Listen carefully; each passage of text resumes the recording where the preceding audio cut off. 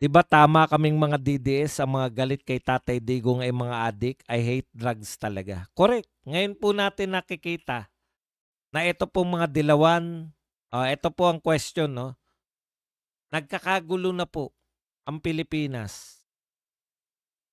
Siyak na siyak po, wala pong reaksyon si Kiko Pangilinan, si Laila de Lima, lalong-lalo na po ang reyna ng insertion, si Risa Ontiveros, si Leni Robredo. Sabagay matagal nang hindi kumikibo si Leni Robredo. Hirap na hirap magpatakbo ng siyudad niya.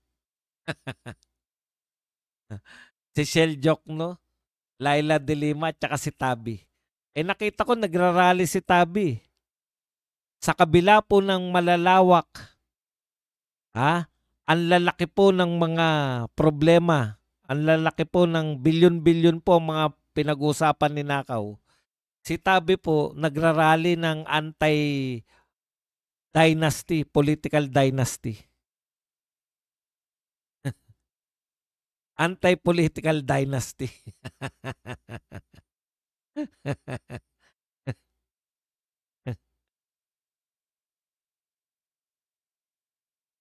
Napansin niyo po ba, stress na rin masyado sa election, no? Iba na yung itsura niya, no? Buti pa si Tito Soto hindi ganong stress eh. Siya dapat yung Senate President. Sa bagay, parang si Lito Lapid lang yan.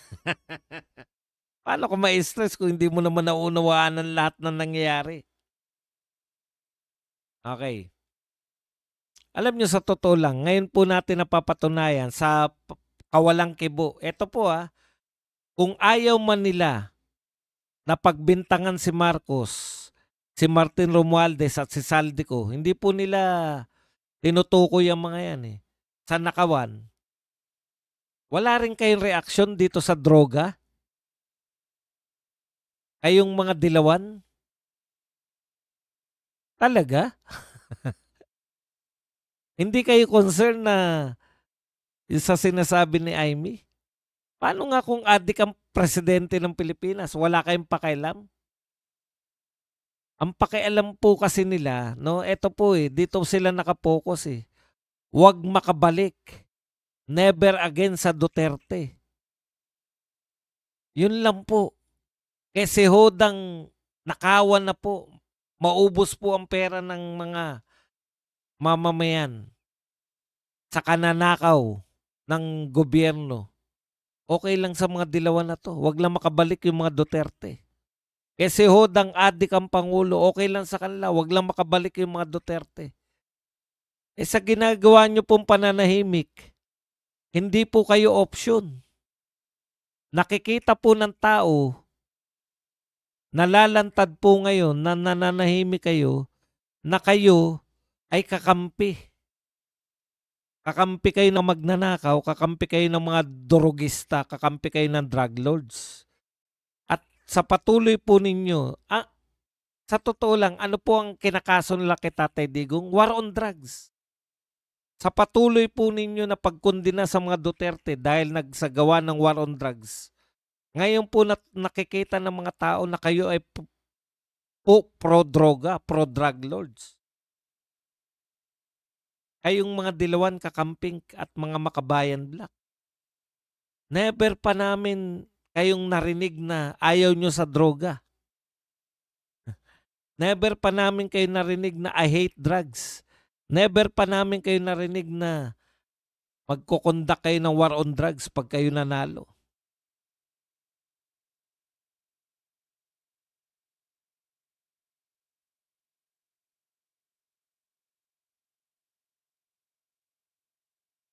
Okay. Basa. No bail for Saldico. Assistant Ombudsman Miko Clabano shows the cases filed with the Sandigan Bayan against former Representative Saldico, including 2 counts of graft and malversation of public funds, which the panel of Ombudsman prosecutors recommended as non-bailable. Ito na po, no? meron na pong kaso na isinampa. Ang bilis, no? Buhat po nang lumantad si Saldico. Actually, dati na, di ba, Saldico, di ba nagtataka tayo dyan?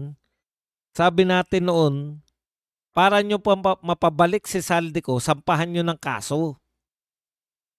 Para sa ganun, ma-dismiss ninyo yung passport, mapakilos ninyo yung Interpol para mapabalik dito si Saldico sa atin.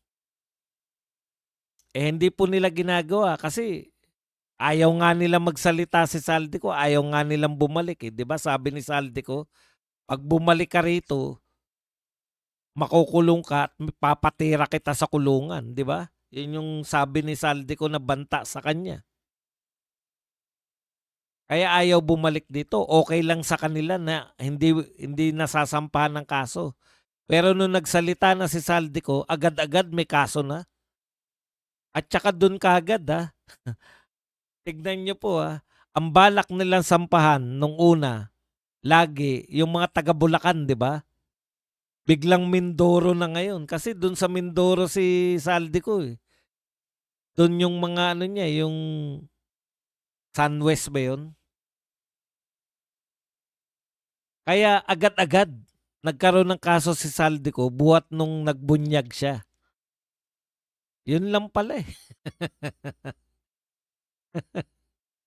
Kaya ipapahuli na yan si Saldico.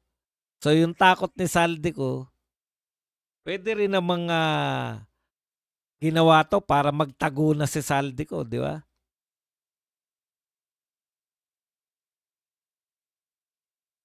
Kawawa naman yung napasama kay Saldico.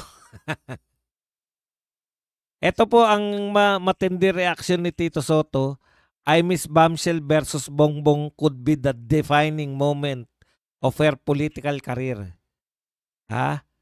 Ayan po. Hindi po defining moment na maganda. Ayan. Ay Quirino grandson, I claim she also accused her of sister-in-law. Parang wala ako sa hulog. Napunan niyo ba?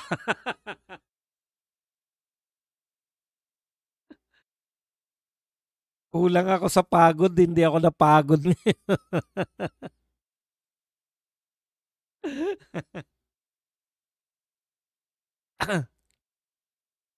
Okay.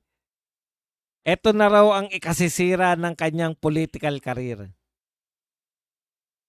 Ganyan na lang daw ang political career ni Amy Marcos. Actually, hindi ako naniniwala.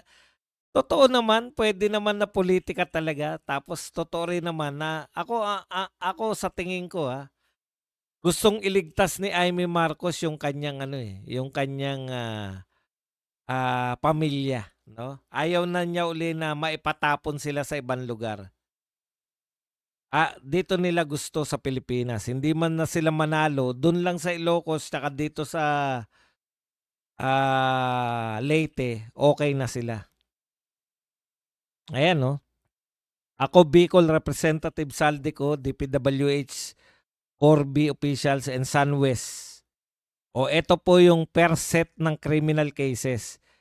Kung titignan nyo po, ang first case po lagi na sinasabi ng criminal cases, yung pong mga taga Bulacan, di ba?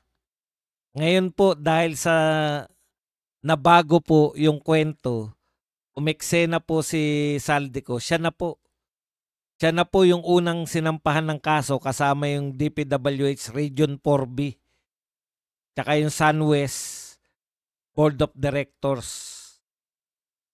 Hindi po ba nakakatuwa yun na all along Bulacan sila ng Bulacan, unang sasampahan ng kaso Bulacan. Kaya alam na alam nyo kagad no?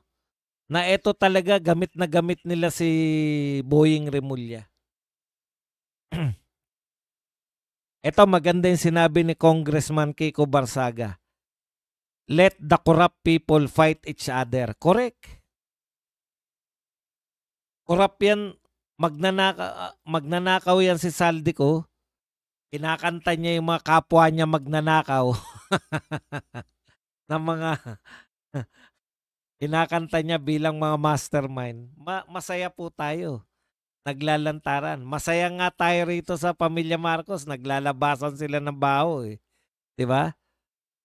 Ah, drug addict, sabi naman ng isa, hindi ka tunay na pamilya. Paternity test, eto ang pinakamalupit sa lahat. Yung mukha po ni ito yung senador na sobrang ingay sa 125 million budget ng OBP. Pero sa billion na corruption, mas tahimik pa sa langgam na paos. Si Hontiveros po ang tinutukoy.